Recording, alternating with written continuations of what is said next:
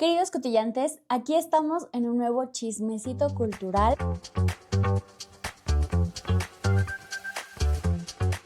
Se los debía del viernes, pero no nos vamos a quedar toda la semana sin información, porque además la semana pasada estuvo tremenda, estuvo candente en temas de cultura, que además justo este espacio salió porque no suelen cubrirse tanto los temas de cultura en los medios. Este espacio es justo para hablar de esos temas que no aparecen, pero que son importantes para nuestra comunidad. Empecemos por los chismes de la semana.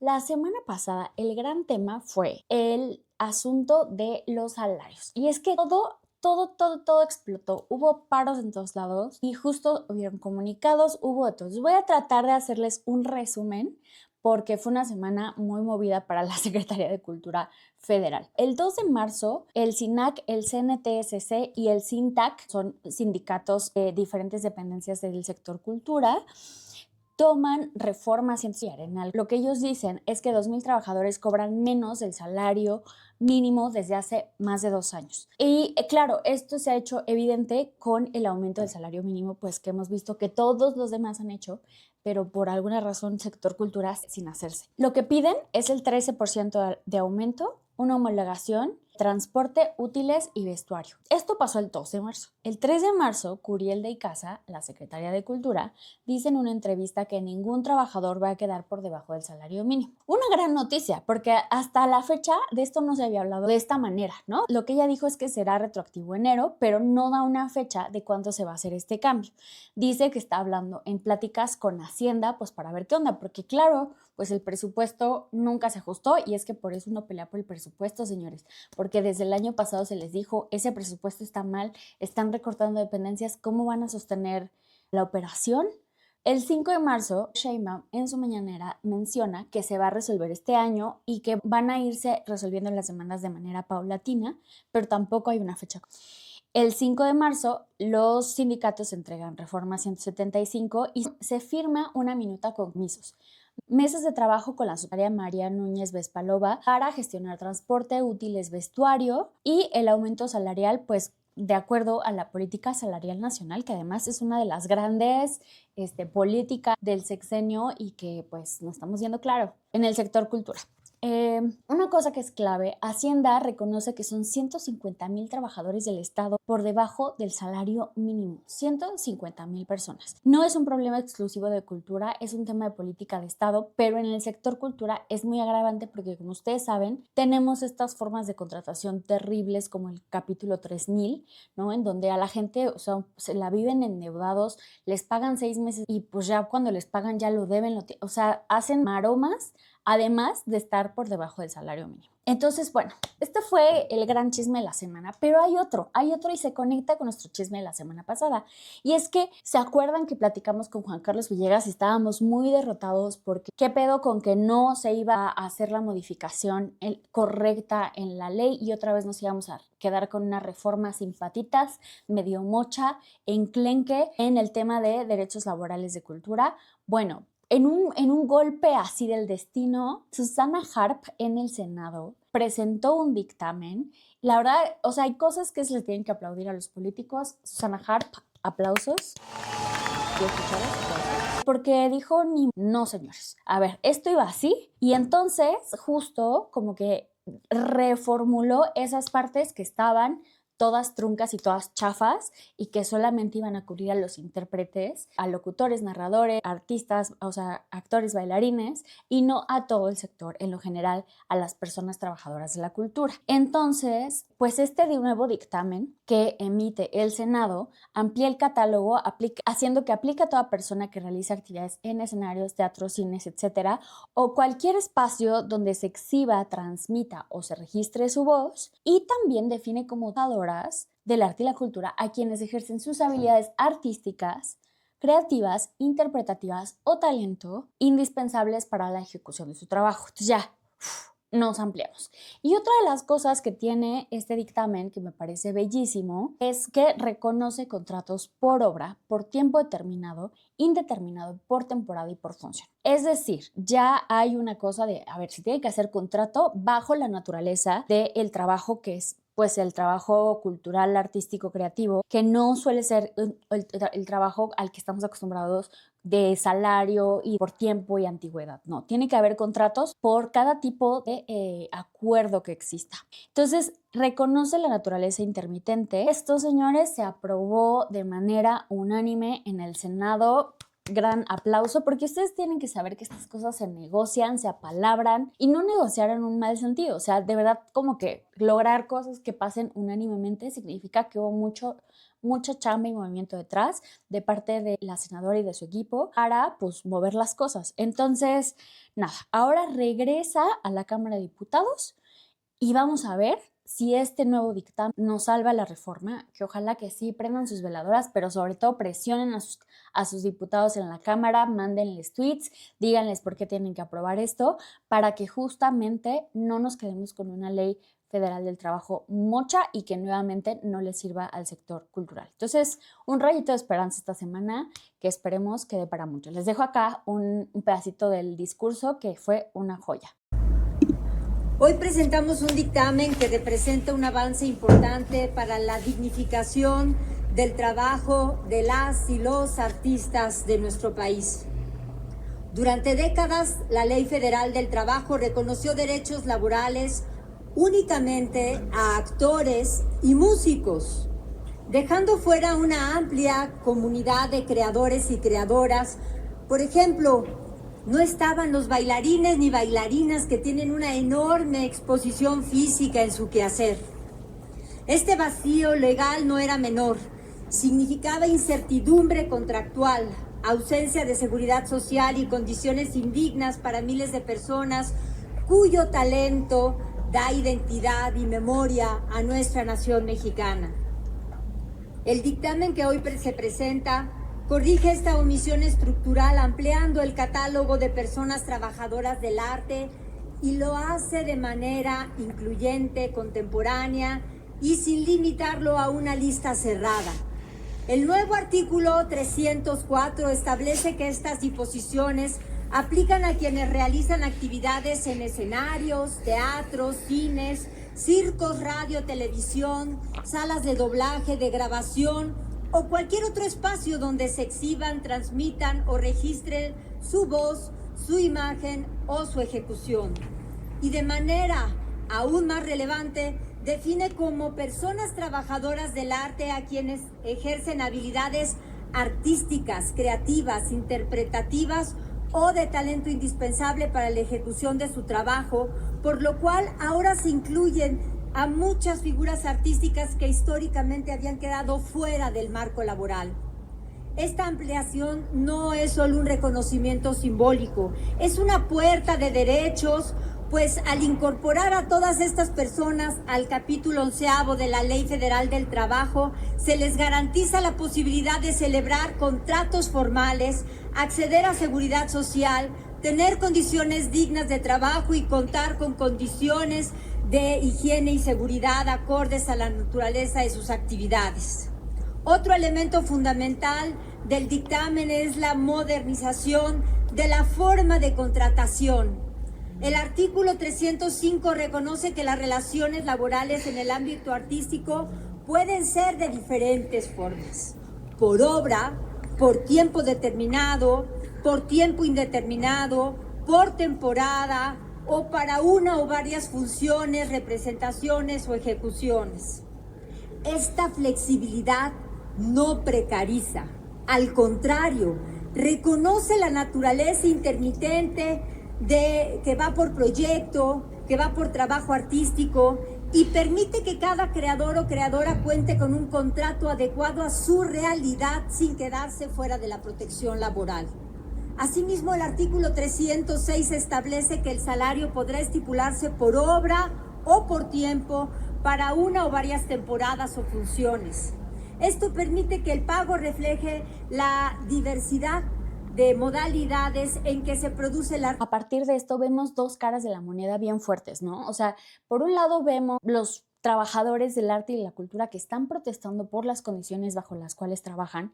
Y por el otro lado, estábamos a punto de ver una reforma que iba a pasar y que no iba a garantizar esos derechos. Entonces, afortunadamente, la coyuntura nos está apoyando, nos está ayudando que estemos en la temporada de la crisis de los salarios culturales para que esta reforma tenga mucho más empuje y pues les haga sentido y un poco abran sus ojos a ver por qué hace sentido esta reforma. Entonces, bueno, esperemos que este sea un gran avance. El siguiente chismecito fue que esta semana se hicieron las memorias del Parlamento de la Ciudad de México. ¿Y qué son las memorias del Parlamento y por qué? Bueno, básicamente se entregaron toda la recopilación de las iniciativas, puntos de acuerdo, pero notas de prensa, pero toda la información que salió a raíz del Parlamento, y todos estos documentos se les entregaron a la Secretaría de Cultura. Oye, Alejandra, ¿pero eso qué o para qué? Bueno, a ver, vamos brevemente a hablar del tema poderes y así.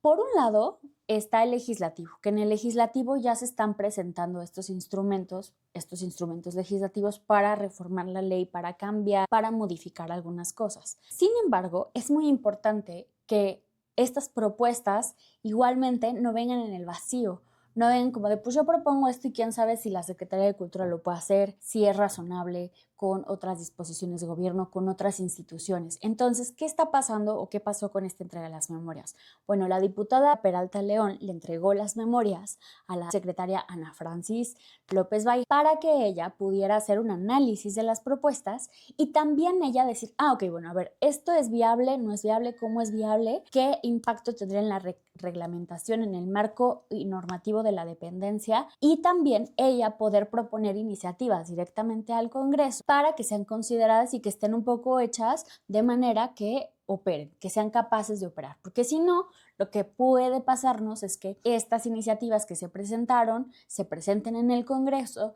igual y se voten, el dictamen diga esto no es viable, no hay manera de respaldarlo o de hacerlo posible. Entonces, bueno, esto es un esfuerzo para que lo que se presentó tenga un vehículo y se acuerde entre las partes, ¿no? Se acuerde entre las dependencias. Entonces, pues bueno, de este ejercicio del Parlamento, del que les he hablado mucho y que estaremos dándole seguimiento en los próximos 2 años para ver qué tanto impactó, se presentaron 43 iniciativas y 22 puntos de acuerdo. Estos puntos de acuerdo pues tienen que ver con cosas de programas que tiene que cambiar o modificar o atender tanto la Secretaría como las alcaldías como el gobierno central. En este ejercicio del Parlamento participaron muchísimas personas, todo tipo de ciudadanos, pero es de resaltar la participación de la Asamblea de Artes de la Ciudad de México, que conformó un grupo parlamentario del cual pues soy parte, el grupo Turquesa. Básicamente esta agrupación lo que logró es aglomerar varios temas importantes como condiciones laborales, pero a nivel local, también presupuesto, el tema de género y el acceso a datos, participación democrática, gobernanza y diplomacia cultural, que pues suelen ser temas que realmente ninguna agenda abarca, ¿no? Se quedan ahí. Pues, o sea, a veces ni siquiera llegamos hasta allá, ¿no? O sea, nos quedamos un poco en lo necesario inmediato, condiciones laborales y hasta ahí nos da la gasolina. La Asamblea de Artes emitió un comunicado solicitando que esto no fuera simplemente una presencia, sino que se tradujera en incidencia real, pidiendo que se convoque a mesas de trabajo por parte de la Secretaría para darle seguimiento a los temas y que la comunidad cultural participe del seguimiento de estas iniciativas y de estas propuestas. Y bueno, como nada más para hacer la nota, yo había preparado un discurso para esta presentación que ya no se pudo dar por temas de la orden del día, pero justamente en ese discurso yo señalaba algo muy importante y es que una de las políticas más importantes, digamos una de las perspectivas o de los ejes que ha tenido este gobierno tanto como el pasado es el tema de la justicia social y se han aprobado distintos apoyos con un enfoque de justicia social. Pero curiosamente, en el tema de arte y cultura sigue apremiando o siendo predominante el tema de la meritocracia. Y menciono la meritocracia porque nosotros creemos que todo este sistema de becas que tiene que ver con el sistema de creación, con la Secretaría de Cultura, pero también con las becas que da o apoyos que da la misma Secretaría local, tienen un enfoque como de habérselo ganado por mérito. Muchas veces las personas que pueden acceder a estos beneficios, estas becas, estos apoyos, pueden sostener ese mérito gracias a ciertos privilegios. Y entonces aquí no hay una política de justicia social como sí la hay en el tema de género de mujeres, como sí la hay en el tema de adultos mayores, en el tema de la educación. En otros sectores se ha hablado que justamente las personas merecen ese apoyo para balancear o para acceder a las mismas oportunidades que otras personas que tienen mayores privilegios, pero en el sector cultura esas políticas seguimos bajo la lógica del mérito. Veía en un video en redes sociales que alguien lo llamaba la herenciocracia. Y es que tiene mucho sentido porque en México el 73% de las personas que nacen pobres se quedan por el resto de su vida. Entonces no hay realmente una movilidad social. Aquellas personas que tienen más acceso, privilegio o que pueden beneficiarse de sostener una carrera absolutamente constante, sostenida, con el acceso a viajes, con el acceso a referentes, a formaciones muy específicas, etcétera, pues muchas veces no necesariamente, no estoy demeritando su mérito, hay una parte de mérito, pero hay una parte también de herencia y de privilegio de clase que no hay que olvidar. Esto fue importante en el marco de las memorias. Esa parte del discurso pues ya no se compartió. Obviamente yo se las voy a compartir, se las voy a mandar en mi newsletter, Salón de Ensayos. Ahí si quieren inscríbanse, suscríbanse, está en Substack. Y pues nada, vamos a la última noticia del chismecito, de los chismes de la semana. Y es que vimos a Shakira en el Zócalo, ¿no?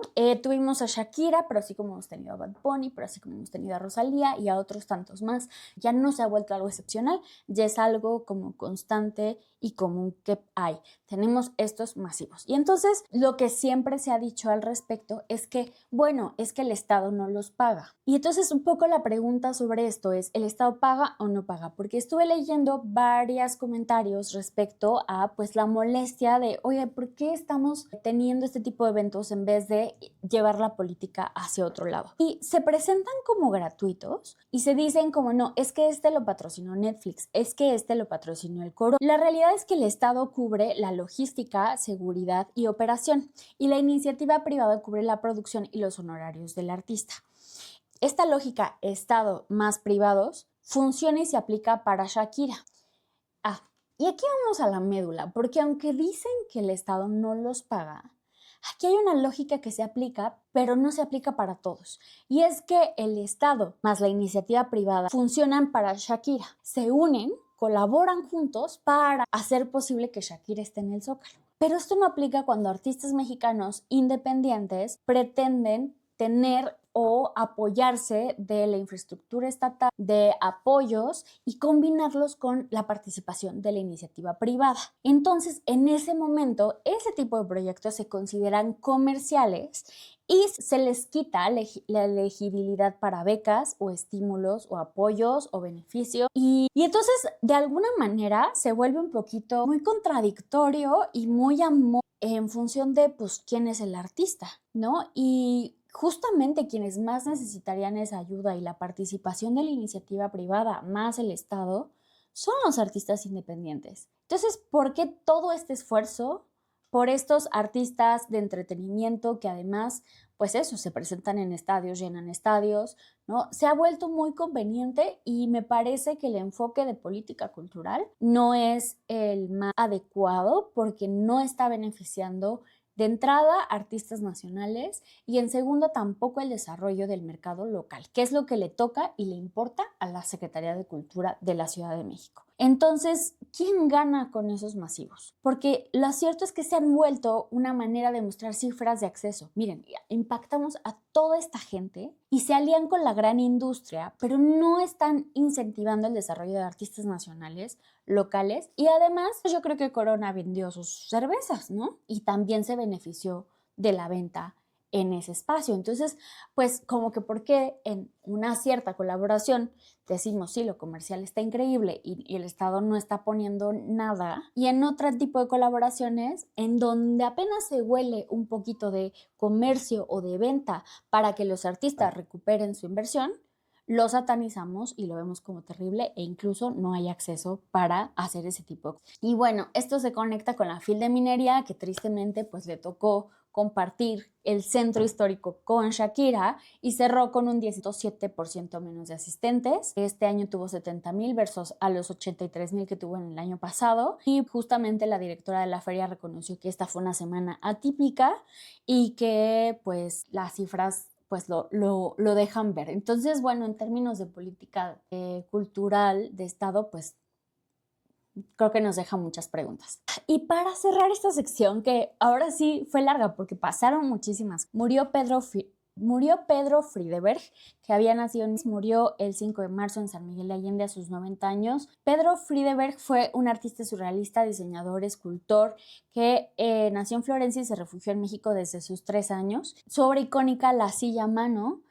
que creó en 1900, es un gran referente. Él ha tenido presencia en muchísimos museos a lo largo de todo el mundo, ganó la medalla Bellas Artes, y Elena Poniatowska escribió un texto al respecto y justamente cito una frase: si alguien vivió obsesionado por las líneas, los puntos, las comas y los signos de interrogación, ese fue Pedro Friedeberg, un gran artista. Si no lo conocen, vayan a ver su obra. Y pues nada, que en paz descanse. Muy bien, pues vamos al oráculo con un tema que está tremendo y candente. La semana pasada, Daniel Amodei, director de Anthropic, que es quien se encarga de esta inteligencia artificial llamada Claude, se negó, después de mucha presión, a firmar contratos con el Pentágono. Empecemos por el principio. Las diferentes empresas que manejan la inteligencia artificial en la actualidad tienen contratos con el ejército. Claude ya tenía contratos Anthropic ya tenía contratos con el Pentágono. Sin embargo, tenían una serie de restricciones y cláusulas. Una, la no vigilancia masiva y el no uso para que no se automaticen operaciones militares a partir de la inteligencia artificial. Esas eran sus dos restricciones. Entonces el Pentágono le dijo: ya sabes, pues si quieres el siguiente contrato de 200 millones de dólares, pues hay que quitar esas restricciones porque sí lo quiero usar para eso. Y Daniel Amodei, en un acto muy, muy valiente, dijo: Nel, señores, no, ahí no vamos a entrar. Y hay que recordar que Daniel Amodei solía trabajar en OpenAI con Sam Altman y renunció justamente por temas éticos. Entonces, ceder ante la presión del gobierno y del Pentágono podía ser una catástrofe terrible, porque pues estaría dándole en la torre a los principios bajo los cuales se fundó Claude y Anthropic. Y una de las cosas que tiene en particular Claude, que es esta inteligencia artificial, es que tiene un manifiesto o un código de ética en el cual pues mencionan una serie de cosas que la inteligencia artificial tiene que considerar antes de darte una respuesta. Y en esas consideraciones hay una serie de limitantes que justamente contribuyen a disminuir la mala información,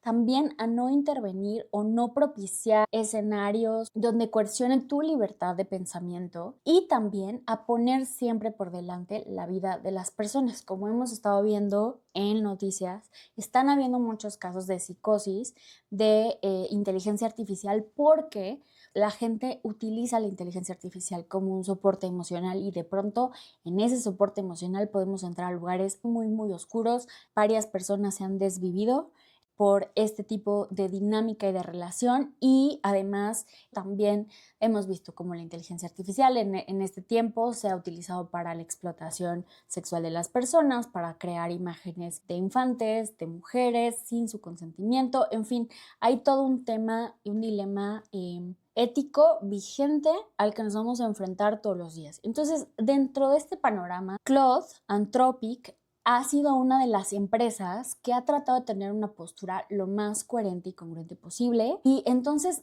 lo que dijo Trump es: ¿saben qué? Pues como no están haciendo lo que yo quiero, son un peligro para la seguridad nacional y les vamos a quitar los contratos y todo. Y en ese momento nuestro queridísimo Sam Altman, que es pues que ha demostrado que es una persona cuestionable, dijo: pues yo sí le entro, tomó el contrato, según él, con las mismas condiciones que había puesto Daniel Amodei, pero no lo sabemos, porque ya sabemos que Sam Altman de pronto nos dice una cosa pero hace otra. No es muy confiable, la verdad. Y la verdad es que fue muy admirable ver de parte de Daniel y de Anthropic y de su equipo decir: pues lo pagamos. Se les filtró un memorándum interno de la empresa, y entonces lo que decía en ese memorándum es que iban a aguantar la presión porque era parte de lo que ellos consideran ético y coherente, y de pronto eso hizo que se se pasaran al primer lugar en la aplicación más descargada de inteligencia artificial, mientras que ChatGPT perdió un montón de usuarios justamente pues por esta falta de ética. Entonces estamos viendo que a pesar de que el gobierno no la seleccionó como proveedor y además les están poniendo una serie de restricciones, por otro lado, la gente y la población está prefiriendo su servicio y su producto por esta política ética humanista que tiene su inteligencia artificial. Así que esto es bastante importante y estemos pendientes porque todo este desarrollo tecnológico está avanzando a una velocidad tremenda y todavía no entendemos los impactos que puede tener, pero tampoco estamos seguros de que estos estén en buenas manos y en cabezas de personas conscientes e interesadas por el bienestar social en lo general. Entonces, es una cosa a la que hay que echarle mucho ojo. Y pues nada, eso. Vamos a la dosis cultural de la semana y es que va a ocurrir un suceso muy espectacular. Y es que el Festival Ambulante va a tener cine documental que podrás ver en el Lago Mayor de Chapultepec desde tu lancha. Ambulancha se llama. La proyección de la semana será La nube en el jardín, un documental musical de Ed Maverick, grabado en la sala Nezahualcóyotl. Será el viernes 13 de marzo a las 7:30. Los boletos son gratuitos y se recogen desde las 5:30 en el Puerto Chico. Y el festival completo ambulante va a estar del 5 al 14 de marzo con más de 110 documentales en el CENART, el Chopo, CEU y Cinépolis. Es un gran festival. No se pierdan estos documentales y apoyemos pues al cine nacional y también al cine que hace contenidos que importan y que nos muestran nuevas perspectivas sobre el mundo. Y llegamos al punto de acuerdo, queridos cotillantes, y vamos a hablar de un tema que para mí es clave y que tenemos que replantearnos por entero. El sistema de becas no funciona. Y esto no significa que las becas estén mal, pero si le tienes que dedicar 6 meses de trabajo para ganar un apoyo que después no te va a cubrir esos 6 meses que ya trabajaste y los siguientes, no tiene mucho sentido. Estás tirando tiempo de vida un poco a la basura. Es un casino, se vuelve un casino porque estás apostando y estás apostando con tiempo de vida y con trabajo. Si por un lado entiendo como de pronto estos discursos que tienen que ver con el espíritu del arte, que el arte tiene que ser disruptor, contestatario, no alinearse al sistema, romper estructuras. Yo estoy de acuerdo con todo eso. Pero hay realidades materiales a las cuales nos enfrentamos como seres humanos. Y los artistas no somos seres etéreos que comemos aire, somos seres vivientes que vivimos en un sistema capitalista igual que todos los demás. Y que entonces esas necesidades naturales de alguna manera nos ponen en riesgo cuando no se subsanan correctamente, cuando no se les dan las vías a las personas para tener un trabajo o una manera de valerse por sí mismas en el mundo. Entonces, recordemos que el sistema de becas nació en los 90s y no seamos ingenuos porque justamente nació a partir de la política de Estado de Ricardo Salinas de Gortari, cuando se estaba acusando al Estado de una discrecionalidad en el tipo de apoyos o de a quién le daban los apoyos. Entonces se creó Conaculta y se creó el FONCA, ¿no? Que era este Fondo para la Cultura y las Artes, y a partir de este se empezaron a generar convocatorias en las que se buscaba dar este grito de la discrecionalidad. Antes de esto, había discrecionalidad, sí, pero también había espacios culturales, y por espacios culturales me refiero a colectivos, agrupaciones, etcétera, que tenían incluso hasta derechos sociales, o sea, tenían retiro, tenían pensiones, tenían salarios, tenían otra configuración. Cuando surge esto, no olvidemos que si algo hizo Salinas de Gortari con México fue instaurar un modelo neoliberal. Entonces, esta política no ha sido ingenua. Y aquí vamos a hablar de dos cosas y vamos a profundizar sobre algo que hablamos en el episodio pasado. Y es que en este sistema que se creó en el marco neoliberal generó competencia, desigualdad de condiciones, desincentivó los cambios laborales para lo general, o sea, para todas las personas del sector, y contribuyó a una lógica de derechos solo para los beneficiarios, solo para los elegidos, solo para los seleccionados. Esto ha trazado el desarrollo de políticas en materia laboral de cultura por años, porque hay que estar bien con el Estado, hay que estar bien con las instancias culturales. Uno no se quiere pelear porque quiere que le den la beca, porque es a lo más que se puede aspirar.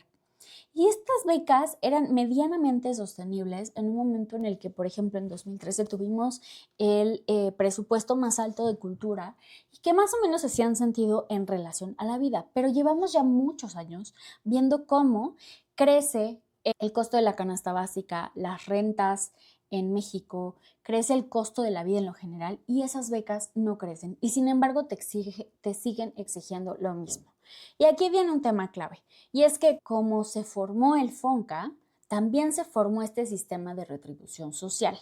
Y este sistema de retribución social que tienen las becas, como que había una cosa de, bueno, el Estado no va a intervenir en los temas que tú quieras tratar con tu arte, pero entonces te va a pedir a cambio esta retribución social.